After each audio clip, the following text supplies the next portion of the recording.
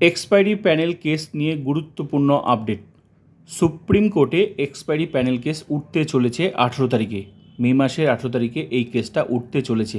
কি হতে পারে আর কি হওয়া উচিত, তোমাদের মতামত অবশ্যই কমেন্ট করে জানাবে। 2025 এসএলএসটির নিয়োগ কী হবে এই মুহূর্তে, তো আপডেটটা তোমরা দেখে নাও। ডায়েরি নাম্বার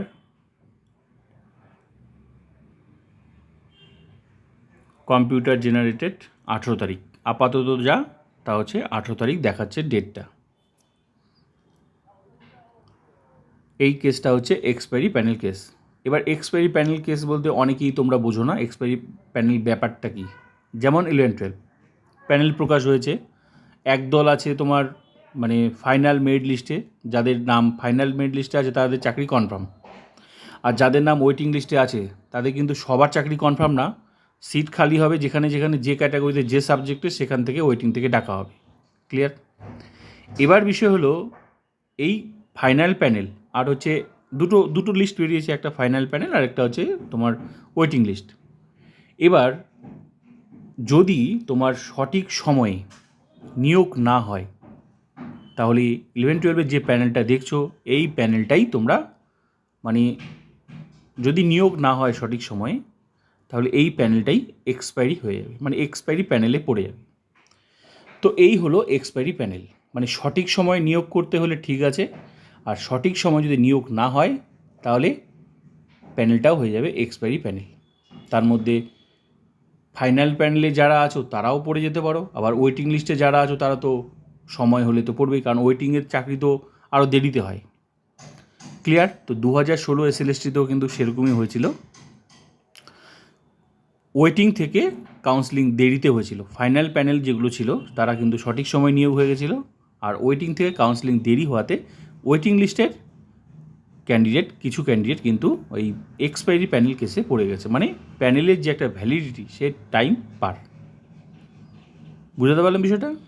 তো সেই হচ্ছে এই কেস, যেটা অনেকে মনে করে যে এক্সপায়ারি প্যানেল কেসটা মানে এক্সপায়ারি প্যানেলে যারা চাকরি পেয়েছে তারা অবৈধ। তো সেটা কিন্তু যে কোনো প্যানেলেই হতে পারে সঠিক সময় নিয়োগ না হলে।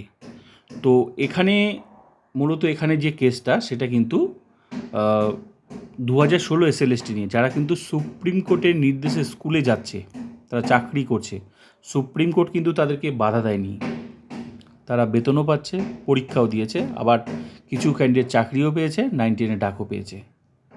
তাহলে বিষয়টা ভাবার আছে, ঠিক আছে? এটা আমি যেটা অরিজিনাল সেটা আমি বললাম, বাকিটা সময় কথা বলবে, ঠিক আছে? তো তোমাদের মতামত তোমরা জানাতে পারো। তো এক্সপায়ারি প্যানেল নিয়ে কী হতে পারে তোমাদের মতামত জানাও। কিন্তু আমি যেটুকু দেখছি, মানে যে বিষয়টা আমি বুঝতে পারছি সেটা হচ্ছে এরা কিন্তু স্কুলে যাচ্ছে, বেতন পাচ্ছে, সুপ্রিম কোর্ট এদেরকে পাঠিয়েছে স্কুলে, ঠিক আছে? তো এখন কি করে বাদ যায় সেটা তো সময় কথা বলবে, আর কারা বাদ যায় সেটাও সময় কথা বলবে। আর বাদ গেলে কি হতে পারে সেটাও কিন্তু সময় কথা বলবে, কারণ কেউ তো বলতে পারবে না কী হতে পারে। তো এক্সপায়ারি প্যানেল মানেই এটাই যে সঠিক সময় নিয়োগ না হলে সেটাও কিন্তু এক্সপায়ারি প্যানেলে পড়ে যাবে। তো দেখা যাক বাকি সময় কথা বলবে।